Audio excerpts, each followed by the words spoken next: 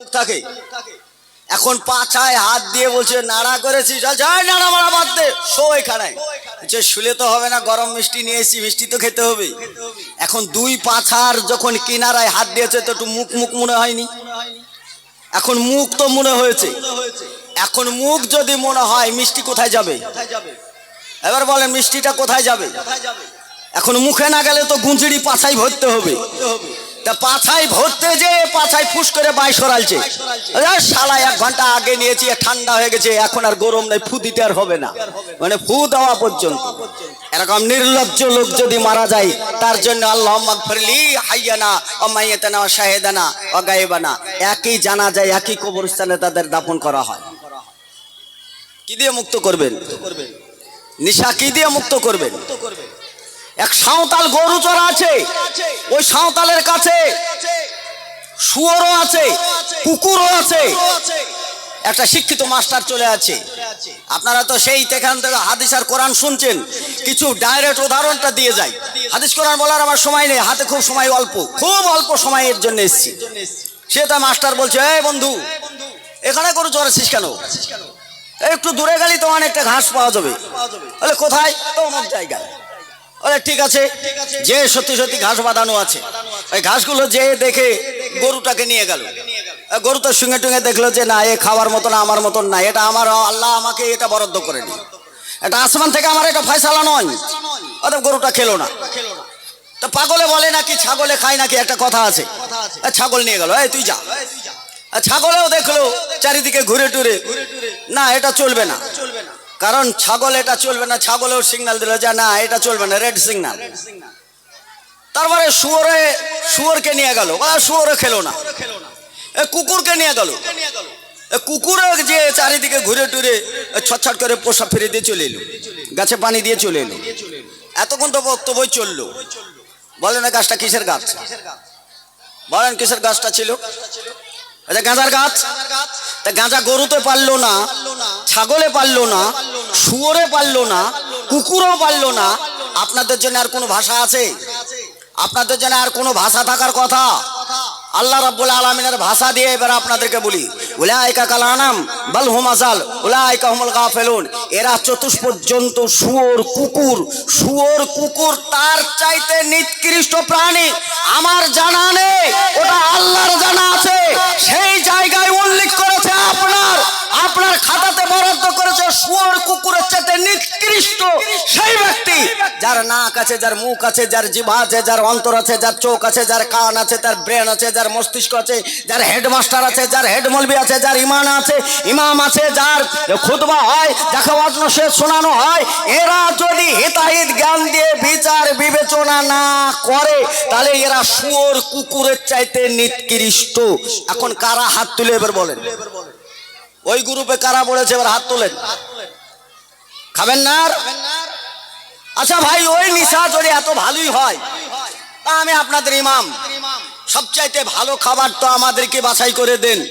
যেদিন আমার পালি পড়ে সেই দিন আপনি মুরগি জবাই করেন, সেদিন ছাগল জবাই করেন, একটু গোশ নিয়ে ইমাম সাহেবের পালি, ওই সঙ্গে সঙ্গে আমাকে দুপুরি গাঁজা দেবেন না? কারণ গাঁজাটা তো আপনিও ভালোবাসেন। রাসূলের হাদিস আছে যে তুমি যেটা ভালোবাসো তোমার ভাইয়ের জন্য সেটা ভালো বেশি করে বাসো। তুমি যেটা খাবে, যেই মানের খাবে তোমার স্ত্রীকে সেটা খাওয়াও। তুমি যে মানের পড়বে তোমার স্ত্রীকে সেটা পড়াও। তাহলে আপনি যে গাঁজাটা খাচ্ছেন তা আপনার স্ত্রীকে খাওয়ানো দরকার? দরকার কি দরকার নাই? তা আপনি যে মদটা খাচ্ছেন ওই মদ আপনার স্ত্রীকে খাওয়ানো দরকার? আচ্ছা, কারা আপনার স্ত্রীকে মদ খাওয়াচ্ছেন বলেন?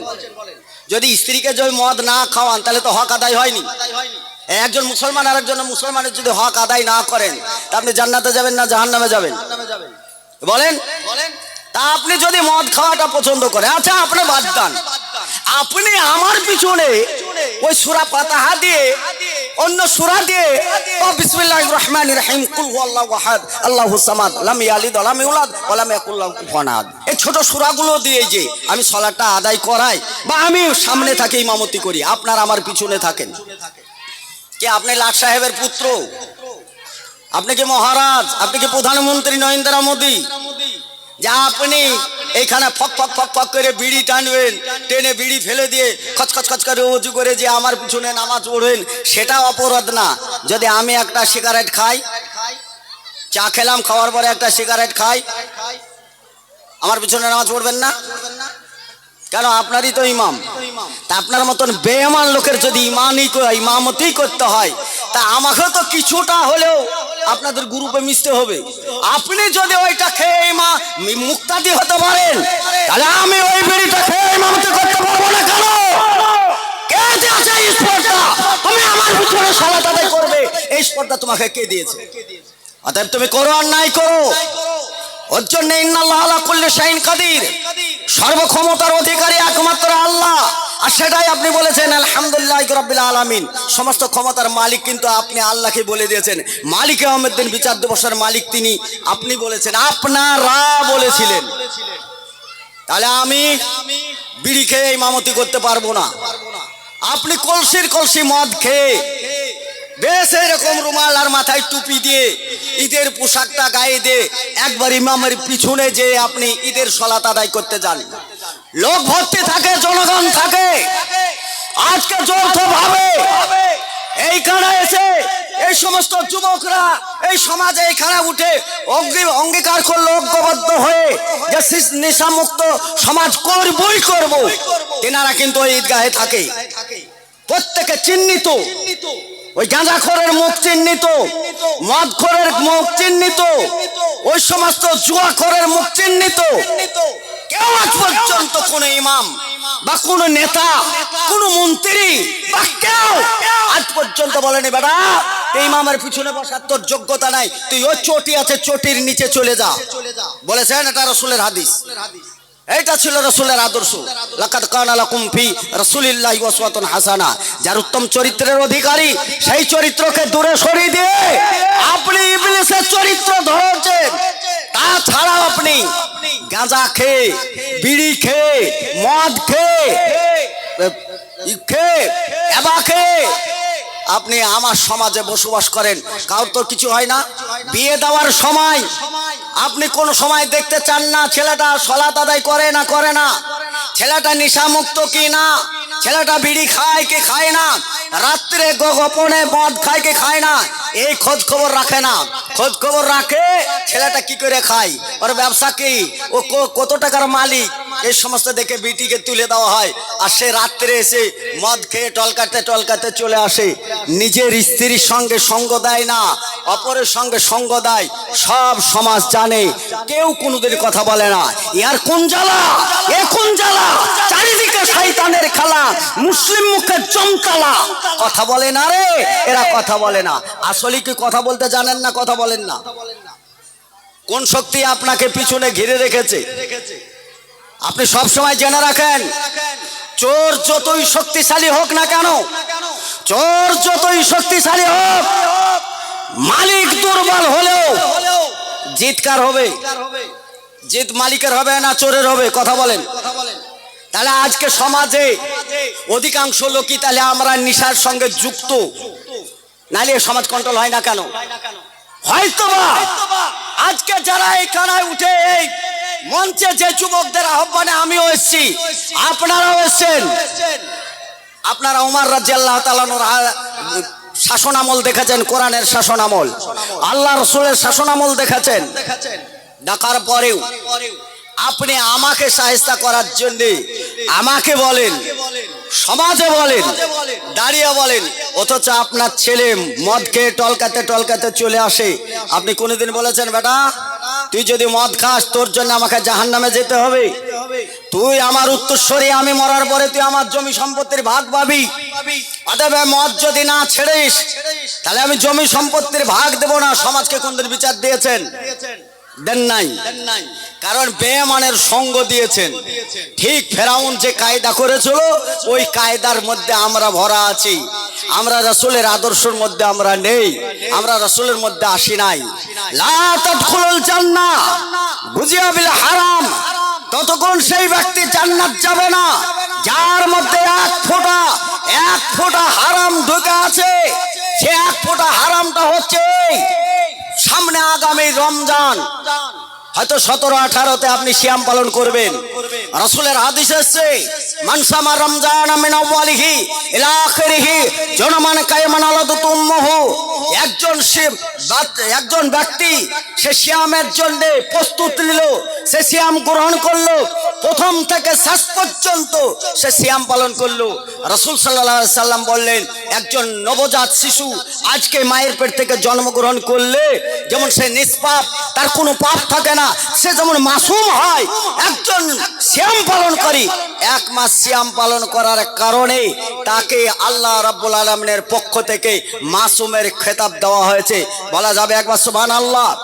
এমন পরিবেশ পরিস্থিতি, তারপরে বলা হয়েছে যদি কেউ মদ খায়, 1 লুকমা মদ খেলে পরে, 1 ঢোক মদ খেলে পরে, সেই তার ইবাদত কমসে কম তার ইবাদত 40 দিন কবুল হবে না। কয়দিন কবুল হবে না? 40 দিন কবুল হবে না। সমস্ত আলেমরা একমত। কারণ এই হাদিস প্রত্যেকে জানে। আপনাদের জুমায় খুতবা দিয়ে আপনাদেরকে বলা হয়েছে, ঈদের ময়দান আপনাকে বলা হয়েছে, আপনার কর্ণ করে ভরে দেওয়া হয়েছে, আপনি এটা মানেন নাই। আজকে এই হাদিসটা শুনলেন, মান সামা রমজানা ঈমানান ইহতিসাবান গুফিরা লাহু মা তাকাদ্দামা মিন জামবিহি। রমজান মাসে সওয়াবের উদ্দেশ্যে যে সিয়াম পালন করছে, আল্লাহ রাব্বুল আলামিন তার গুনাহ খাতা ক্ষমা করবে। এবার বলেন সিয়াম কয়দিন চলে? বলেন সিয়াম কয়দিন? 30 দিন। আচ্ছা, ইবাদত কবুল হবে না কয়দিন? একদিন যদি 1 লুকমা মদ খায়, তার ইবাদত 40 দিন কবুল হচ্ছে না। বেটা কাবায় যদি মারা যায় আর কাবার ইমাম যদি তার জানাজা পড়ে কাবার ভিতরে তার কবর ভরে দেয়, তারপরও লা তাদখুলুল জান্নাহ বলেছেন নবী মুহাম্মদুর রাসূলুল্লাহ সাল্লাল্লাহু আলাইহি সাল্লাম। আমি বলতে চাই নাই, কারণ আমি আপনাদের সঙ্গে শত্রুতা নেই।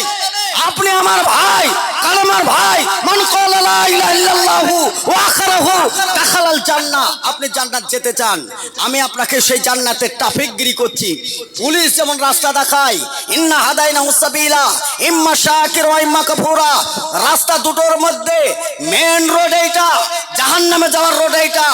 আলেম ওলামারা পেটে পাথর বেঁধে ন্যূনতম বেতনে এখন আপনাদের সেবা যত্ন করে ট্রাফিকের কাজটা করে আপনাদেরকে নেশামুক্ত সমাজ তৈরি করার জন্য হাজারো আলেম বক্তব্য দিয়েছে। ওই বক্তব্য কোন করে ঢোকে নাই, ওই বক্তব্যতে গুরুত্ব দেননি। কারণ আপনারা সামান্য দুটো ভাত নিয়ে এসে দেন, তাই ইমামদের মাথা কিনে নিয়েছেন বলে আপনি গুরুত্ব দেন নাই।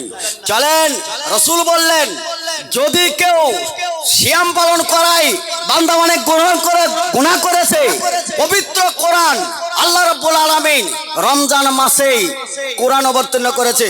শাহরু রমজান আল্লাযী উনজিলা ফীহিল কোরআন ওয়া হুদাল লিন-নাস ওয়া বাইয়িনাতিন মিনাল হুদা ওয়াল ফুরকান। হক আর বাতিলকে পার্থক্য করার জন্য। হক আর বাতিল কাকে বলে এইটা পার্থক্য। হক হচ্ছে আপনার সাহারি খাওয়া, না হক হচ্ছে দিনের বেলায় ভাত খাওয়া। রমজান মাসে যদি কেউ দিনের বেলায়